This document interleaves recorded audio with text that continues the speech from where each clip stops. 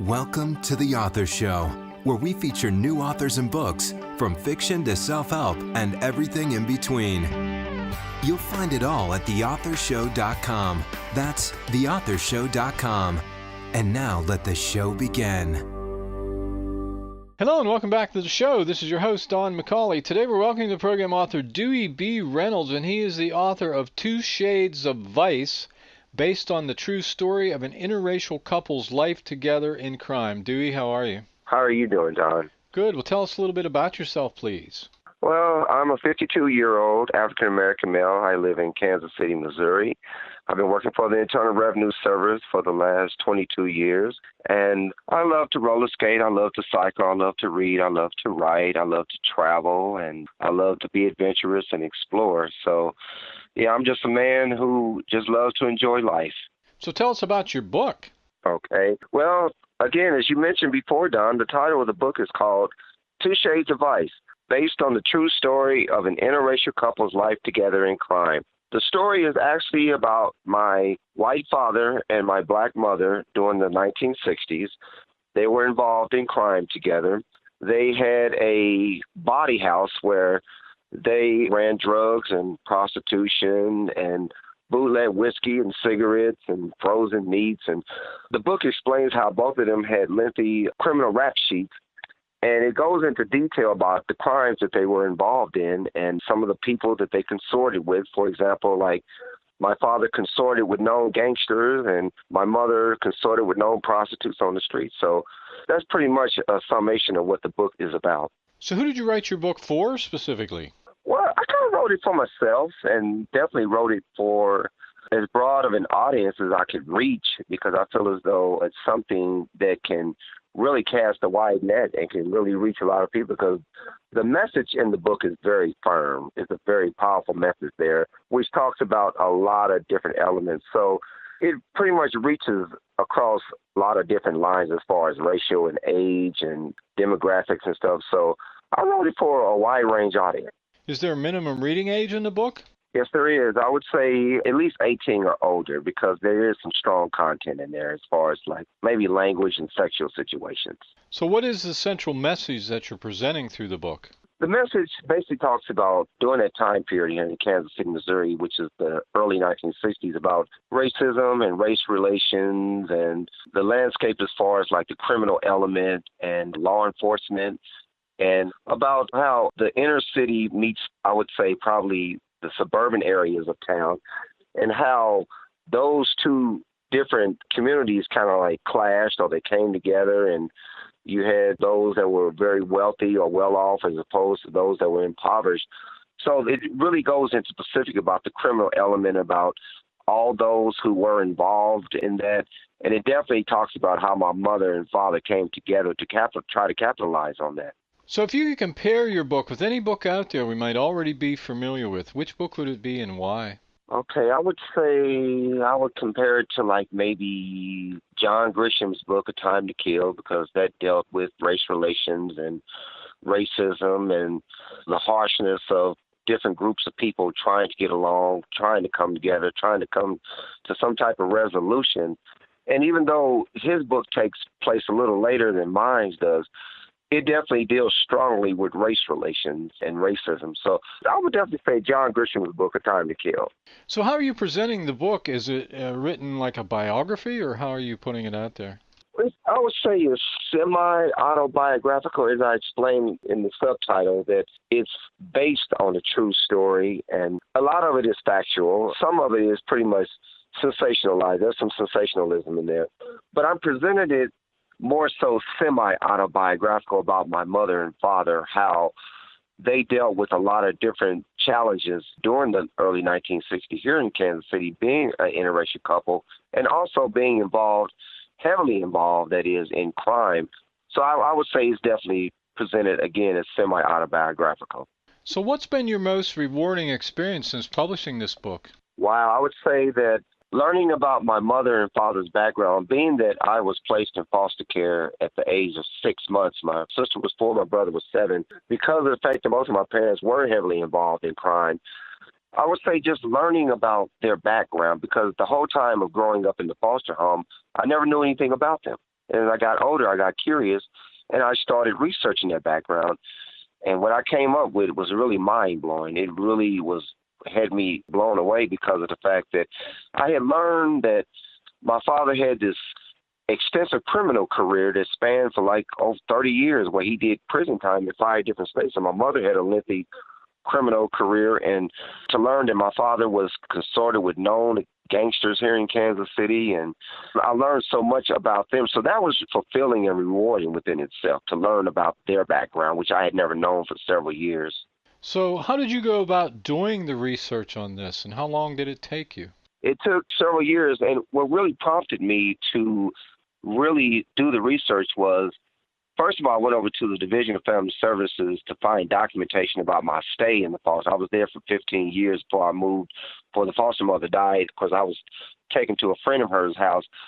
But when I was looking through some records over at the Family Services, it said that my mother and father were known criminals. So that kind of sparked a little curiosity there. So I go over to the KCPD, the Kansas City, Missouri Police Department, and talk with some of their records department, and they gave me some information about their criminal rap sheet and many pages of police reports. And I would say probably a good 5 years or so, I had gained a lot of documentation about the criminal background. And it took me several years to do that. But I'm glad that I did, because it really told me a lot about who they dealt with and a lot of how they lived on the edge, and how the police knew them by name, knew them by face, and they were well known to them. So, yeah, it took quite a while, but it was very well worth it. Did you ever have any kind of relationship with your natural parents? Well, I met my father a month before he died. He died of a massive heart attack at the age of 72. My mother, I got to know very well. We forged a great relationship. I learned a lot from her. She was a very wise, very intelligent woman, despite her being involved in a lot of criminal activity in her younger years. Of course, my father was 26 years older than my mother. I mean, he was born in 1905 and she was born in 1931. So I got to know my mother definitely very well. But like I said, I only met my father one time, and that was a month before he died of a massive heart attack. I wish I could have been able to sit down and talk with him and hear directly from him. I mean, learning through the police reports and the criminal rap sheet was great, but to have sit down and talk with him, that would have been really great. Now, did your upbringing play any major role in regards to your writing? Yes, because I love to read, and reading was like a refuge for me. It was like an escape. And I always felt like I was a very creative person anyway, so I would escape to books and read a lot. And as far as like wanting to try to do something with my writing and do something with my creativity, and knowing that I was in the foster care system and really not having your natural parents there, you kind of feel singled out or something like that. So, yeah, I would definitely say that my upbringing, it was fairly rough, but at the same time, later on learning about my parents and always being curious about them, I think led to me wanting to be a very creative person in the first place. So how would you describe your writing style? I would say I'm very descriptive. I think I pretty much have developed my own style, which most writers do. I'm a writer who tries to really get into the meat of the story. I try to paint as pretty much a clear picture for my readers as possible. And I think I've done a very good job at that. So my style is like my own, as with other writers out there. There's so many of them over the years who pretty much develop their own style, and that's what you have to do, develop your own style. Now, most authors have one specific reason for writing a book. What was your reason for writing this book? This book in particular, like I said, it's my first nonfiction book, true crime, that it falls upon that genre. I would say it had to be like personal satisfaction, something that was fulfilling to me, something that answered a lot of questions for me. Like I said, because throughout the years, I'd always wondered who my mother and father were, what they looked like, what were they about, and why did we end up in foster care? And I would eventually get my answers. So I felt compelled to write this book because it's something that was very spiritual to me. It's something that was very fulfilling. So I got a lot of questions that were unanswered for many of years, and I got a lot of things off my chest. So I gained a lot from writing this book. I mean, a whole lot. So based on your experience as a writer, what's the one recommendation you would make to authors just starting out? I would say the biggest recommendation, I would say, stay true to yourself. That's what you have to be. Always be true to yourself. And never let no one take your voice away from you. I mean, there are certain mechanics to writing. There are certain rules, and being able to know the basic English skills of writing, like spelling, punctuation, grammar, capitalization, sentence structure, and etc. But the main thing that I will give to any writer, and I'm pretty sure my fellow writers out there feel the same way too, never let no one take your voice away from you, and always stay true to yourself. What part of this book would you say you personally like best? Wow. I love it from cover to cover, but I would have to say that there's a chapter in the book that is entitled Man, Oh Man, There Goes the Klan, where my mother and father, who were, of course, an interracial couple, who had a confrontation with the Ku Klux Klan, because there was a chapter of the Ku Klux Klan like 30 miles outside of Kansas City, and his parents lived in Lexington, Missouri, which was like 40-something miles outside of the city limits. And on the way back, they had a confrontation with the Ku Klux Klan, and it was like a life or death situation, but somehow my mother and father were able to get out of that situation, and she told me about that story, and it's very powerful. So I knew I had to put that in the book, and how they really cheated death, because I'm telling you, they were really in a life or death situation because the Klan those guys had been watching them because they were against the interracial thing, and they had followed them, and so when nighttime hit, they waited for the opportune moment to pull them over, but they made it through. So I would say that's probably my most exciting excerpt or chapter in the story. So in your opinion, who should buy your book? I think people who are sympathetic to interracial couples, people who are sympathetic to racism. I think people who know that sometimes people turn to the criminal element as a means of survival, which in a lot of respects, my mother and father felt that's what they had to do, because being on the downtrodden of life and everything, and you feel as though there aren't many opportunities out there, that you have to turn to a life of crime. So I believe many people out there all across the spectrum, as far as like different age ranges, different races, different economic backgrounds, different educational backgrounds, would really get a lot out of this book, as far as like dealing with a lot of problems from day to day, as far as like society, as far as like marriage and relationship, and dealing with a lot of things as far as like corrupt law enforcement and many things that put them on the downtrodden of life. So I believe many people all across the spectrum will really enjoy reading this story. Do you have a website?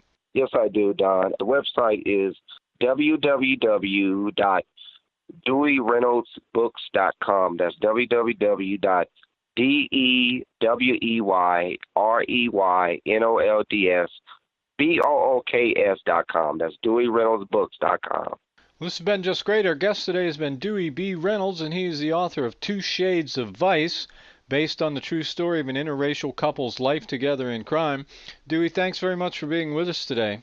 Don, thank you very much for having me. I really appreciate it greatly. This is Don McCauley wrapping up another edition of The Author Show. Please share this interview with your family and your friends so that they too may have the opportunity to discover our guest and his work. And why not spread the word on social media? We look forward to you joining us next time for another great book and another great author on The Author Show.